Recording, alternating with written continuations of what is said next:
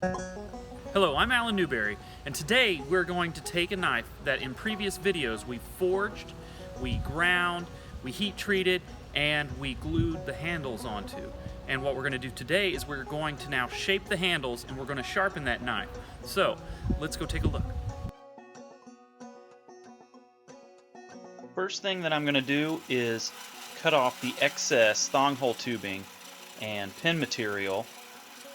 That way we'll be able to get the knife to lay flat. So after we have this cut off with the bandsaw, we're going to go over to the grinder and then grind that off flush and make sure that my handles are nice and flat, because we're going to then put it on that little table and start grinding away the excess handle material on the sides.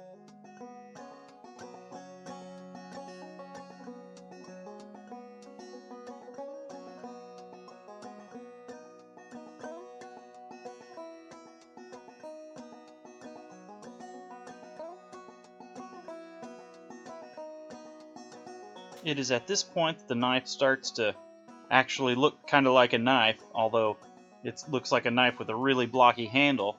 So now our next parts are going to be going through and actually doing the shaping and contouring of the handle.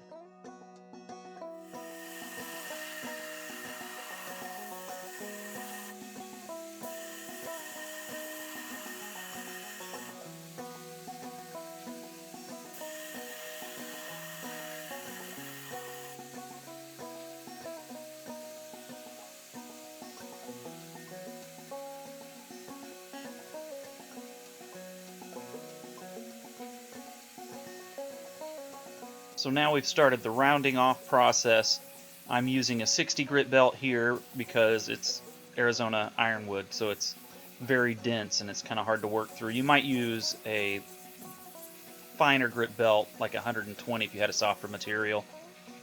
So basically I'm going to get it most of the way rounded, and then probably at the 120 I'll get it really nice and rounded everywhere and make sure that I get off all of those scratches from the previous belt, and then I'll just keep cruising on through the different grits of belt to get the desired handle finish.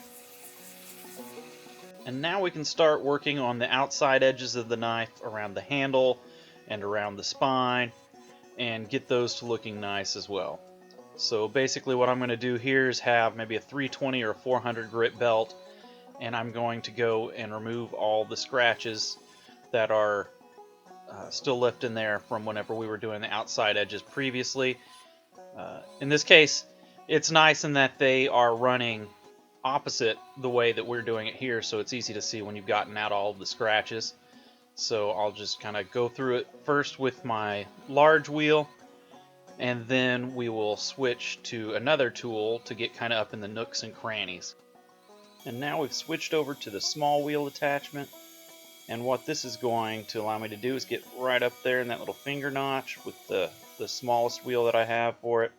And then now I can switch out for a slightly larger wheel, and I'll use it to get around the spots where I wasn't able to get with the wheel, with the large wheel.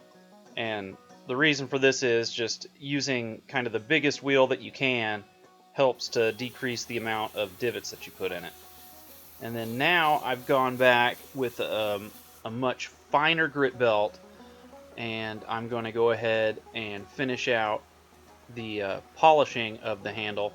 Well, really in this case I'm just using a finer grit belt, and so I'm just going to make sure that I've got everything how I want it to the finish level that I want, and then this handle will be just about done.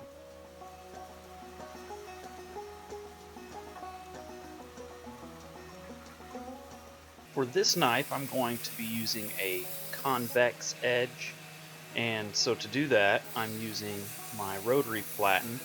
It'll kind of give a kind of hard, kind of soft backing behind the belt, and then I'm just going to go through there very lightly, doing one side and then the other, trying to go until the two sides meet together.